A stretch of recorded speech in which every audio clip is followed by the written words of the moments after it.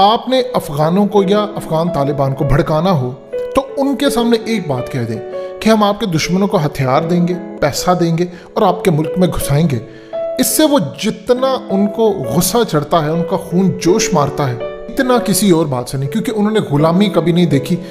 लेकिन इस वक्त मेजर गौरव आर्या, जो कि इंडिया का डिफेंस एनालिस्ट है, आपको उसका क्लिप सुनवाने जा रहे हैं। उसने असल में पूरे भारत के अंदर भारत को फंसा दिया है बुरी तरह। उसने एक क्लिप रिकॉर्ड करवाया है एक जगह पर, और उस क्लिप में वो कह रहा है कि अफगानिस्तान के अंदर जो एक एरिया सिर्फ रह गया है, पंजशेर डिस्ट्रिक्ट, जिस पर इस वक्त अफगान तालिबान की अहमद शाह मसूद के बेटे से गुफ्तगू चल रही है, फौजी उन्होंने वहाँ रवाना कर दी है, लास्ट उनको वार्निंग दी जा रही है।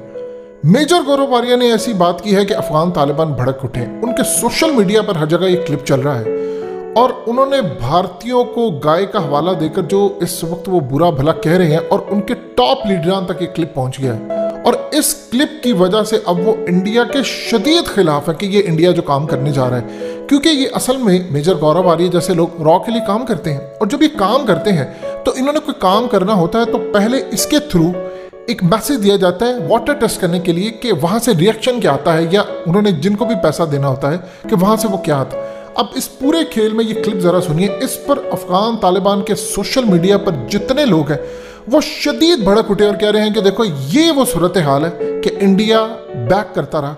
ये क्लिप नहीं है, ये पूरी इंडियन पॉलिसी और बहुत अहम है, जिस पर अफगान तालिबान पॉसिबिलिटी है कि इंडिया के साथ इस मामले को टेकअप करें, क्योंकि वो शदीद भड़क उठे हैं जो मेजर गौरव आर्या ने कहा है इसमें। ये सुनते जाइएगा, ये पूरा क्लिप सुनने वाला है। अफगानिस्तान में जो तालिबान ने टेक ओवर करा तो अफगान आर्मी फोल्ड हो गई पूरी, जो कि किसी ने एनालाइज नहीं करा था, किसी ने भी एनालाइज नहीं करा था। जब पाकिस्तानी बड़ी खुशियां मना रहे हैं, दुनिया कह रही थी तालिबान हैं, इस्लामिक वॉरियर्स हैं, जिहादी हैं, ये कर देंगे।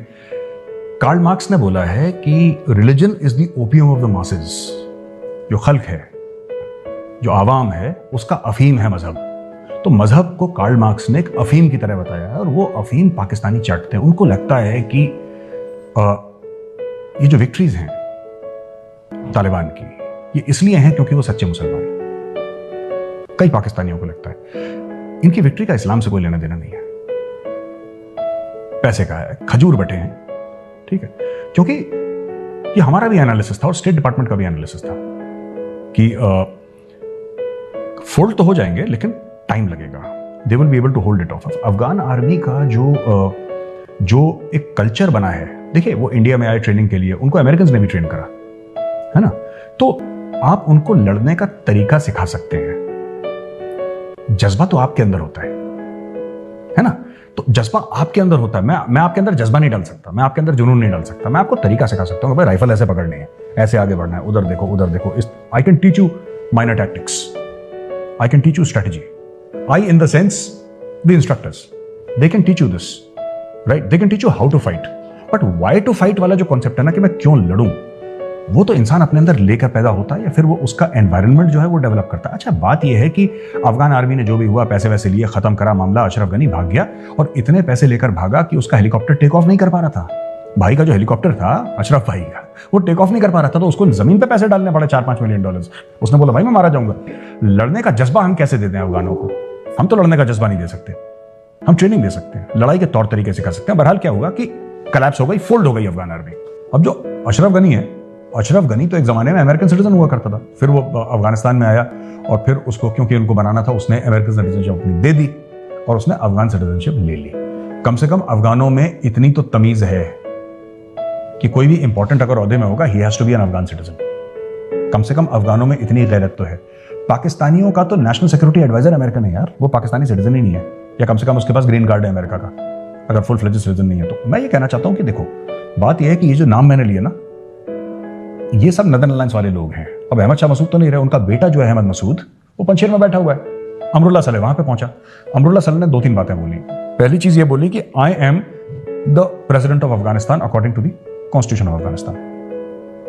अमरुल्ला सलेह ने अपने आप को अफगानिस्तान का प्रेसिडेंट डिक्लेयर करा। फिर अहमद मसूद, जो कि अहमद शाह मसूद का बेटा है, उसके साथ मिलकर इन्होंने वॉर डिक्लेयर कर दिया तालिबान के ऊपर। अब क्या होगा कि जो चाइना के जो मुखालफत करते हैं, चाइना के खिलाफ जो नेशंस हैं, वो उनको पैसा देंगे। और मैं तो कह रहा हूं इंडिया को भी एक बजट बना देना चाहिए इसका, सीधी सादी बात है। हमारे पास देखो क्या है, पैसा है। We are not interested in putting troops on the ground in Afghanistan because logistical line of बड़ा मामला है थोड़ा सा, और कोई इशू नहीं है। We would have put troops, the only issue is how to get to Afghanistan, how to go out, that is the only problem. But पैसा तो आजकल आप इंटरनेट से ट्रांसफर कर सकते हैं। हर महीने $100 मिलियन आप दे दें। इंडिया के लिए $1.2 बिलियन ईयर कुछ भी नहीं है, ये भगोने की खुरचन है नीचे से, ये कहीं से निकल जाएगी। ठीक है, भारत के लिए खुरचन है ये, खुरचन जो पतीले के नीचे जब बिरयानी खुर्च के निकालते हैं ना, वो वाली है भारत के लिए। थोड़े खुरचन का एक छोटा सा टुकड़ा, $1.2 बिलियन ईयर। आप अहमद मसूद को बोलें कि हम तुम्हें हर महीने $100 मिलियन देंगे, 100 मिलियन 1 तारीख को तुम्हारे अकाउंट में हिट कर जाएगा। तुम आर्मी पालो, तुम सब कुछ पालो, इसके अलावा हम तुम्हें हेलीकॉप्टर्स देंगे, इसके अलावा तुम्हें टैंक्स चाहिए, हम तुम्हें टैंक्स देंगे। आप उनको दे दीजिए टैंक्स। आपके पास T-72 पड़े हैं, वैसे भी आप चेंज करने वाले हैं, और T-72 perfectly serviceable, they are perfectly serviceable good tanks, अब दे दीजिए उनको। अब आप पहुंचाएंगे कैसे, ये आपको देखना पड़ेगा। How will the tanks reach Panjshir, वो देखना पड़ेगा, क्योंकि it's a very convoluted process. वरना आप जो नेबरिंग कंट्रीज हैं सेंट्रल एशिया की, आप उनसे बोलिए कि वो पहुंचाएंगे, आपको इंडिया से थोड़ा फ्लाई इन करना है, आप उनकी तरफ से मंगवा लीजिए, पैसे ही तो देने, इनको पैसे दीजिए, इनको लेटेस्ट वेपनरी दीजिए, इनसे बोलिए कि अपनी फौज इकट्ठा करें। And there are enough Tajik and Uzbek यार, अब 2 लाख की फौज इकट्ठा करो, और इंडिया उस फौज को फंड करेगी along with some other countries. उस फौज का जो लीडर है, जो इंटरिम गवर्नमेंट का लीडर आप बनाइए अमरुल्लाह सलेह को, और फौज के लीडर बनाइए अहमद मसूद को, वो चीफ बन जाएगा उनका, जैसे chief of army staff of the northern alliance type जो भी बनाना है। और उसको बोलिए कि साहब आप करो, उसका पैसे लो, हर महीने पैसे लो, हर महीने आपको पैसा मिलेगा, आपकी फौज की तनख्वाहें, उनका वेलफेयर वगैरह सब कुछ, उनकी ट्रेनिंग, सब कुछ करो, चढ़ दो तालिबान के ऊपर, ठोक दो उनको। हजारों को लो, ताजिक को लो, उज़्बेक को लो, सब अफगानिस्तान के तो अंदर हैं, और बाकी सब तो भाग गए। अशरफ गनी भाग गया ना, बाकी सब भाग गए, इनके marshal Dostum, everybody is gone. But Amrullah Saleh तो अभी तक अफगानिस्तान में है, पंशेर तो अफगानिस्तान में, नॉर्थ ईस्ट के ऊपर। तो India should do it, India should fund the northern alliance. या फिर इंडिया बोले अगर ये नहीं करना है, अगर इंडिया ये नहीं करना चाहता, फिर आप तालिबान से बात करो। लेकिन एक बात ध्यान रखना, तालिबान से आप बात करोगे, you will never be able to write the cheques as large as the Chinese. इस चीज का हमें ध्यान रखना चाहिए। तो बेट करना पड़ेगा इंडिया को, इंडिया किस पे पैसा लगाएगा, कौन से घोड़े पे पैसा लगा रहा है, ये इंडिया को देखना है। अगर इंडिया नॉर्दर्न अलायंस पे पैसा लगाएगा तो ठीक है। अगर इंडिया कहता है कि हमें तालिबान के साथ एंगेज करना है, तो फिर आप एक बात समझ लेना, Taliban will be totally under the control of the Chinese. Chinese चाहते क्या है यार वैभव? चाइनीज के भी 2-3 एम्स है ना। चाइनीज ये चाहते हैं, पहली चीज दुनिया को ये दिखाना कि जहां पे रशिया, यूएसएसआर फेल हो गया, जहां पे America the world sole super power fail हो गया, वहां पे China will succeed. How will they succeed? Russia made the mistake of putting boots on the ground, America made the mistake of putting boots on the ground. America को और भी एक खुजली थी, डेमोक्रेसी, वुमेन्स राइट्स। चाइनीज कहते हैं यार किसी की राइट कुछ नहीं होती, राइट सिर्फ चाइनीज आदमी की होती है, बाकी तुम दुनिया भर में सब जानवर है, सिर्फ चाइनीज अच्छे लोग हैं। ठीक हो गया। तो चाइनीज ने क्या करा है? चाइनीज ने बोला कि हम एक चाइनीज सोल्जर नहीं डालेंगे अफगानिस्तान में। तुम्हें कितने चाहिए? साहब मुझे 10 मिलियन चाहिए। ये लो 20 मिलियन, मुंह पे पैसे ठूस है, जमीन पर पड़े रहो, जब हम बोलेंगे तब भौंकना, जब हम बोलेंगे पूछ लाना। कहानी का ये चाइनीज मॉडल है। कहीं पे भी दुनिया में किसी भी 50-60 मुल्कों में जहां पे भी चाइना ने इन्वेस्टमेंट करी है, चाइना ने एक चाइनीज सोल्जर नहीं डाला वहां पे। Money talks.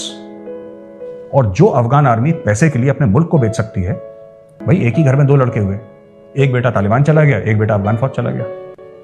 तो आपको क्या लगता है, एक बार इख्तिदार में आ गए और एकदम सेटल हो गए? देखो बकरा जब कटेगा तब बटेगा। अभी तक तो बकरा बड़ा ही हो रहा था, मोटा हो रहा था, अब बकरा कट गया है, अब बटेगा। और इसमें कई सारे तालिबान में ऐसे लोग होंगे, कमांडर्स होंगे, कि वॉरलॉर्ड्स वाली कंट्री है ना ये, उसमें कई लोग होंगे जो डिससेटिस्फाइड होंगे कि भैया मुझे तो गोल रोटी चाहिए थी, तुमने मुझे चीथड़ा दे दिया। तो बोलेगा साहब मुझे रान का पीस चाहिए था, आपने तो मुझे पूछा नहीं, आपने पूंछ पकड़ा दी सैली में, पूंछ का क्या करूंगा? It is like that. बकरा जब कटेगा तब बटेगा। अब कट चुका है बकरा, अब बटने में कई लोग, because you can not make everybody happy. Everybody has got an outside sense of his own contribution to the cause. हम इस कमरे में 4 लोग बैठे हैं, ठीक है, आपको कुछ लगता है, आदित्य को कुछ लगता है, सैंडी को कुछ लगता है, मुझे कुछ लगता है। अब है क्या चक्कर? आपको लगता है ये सब एंड में क्या होगा? एंड में क्या होगा? जब बटेगा तब ये बोलेगा साहब मैं तो हैप्पी नहीं हूं, मुझे तो पूरा चाहिए, है ना। मैं बोलूंगा मुझे पूरा चाहिए।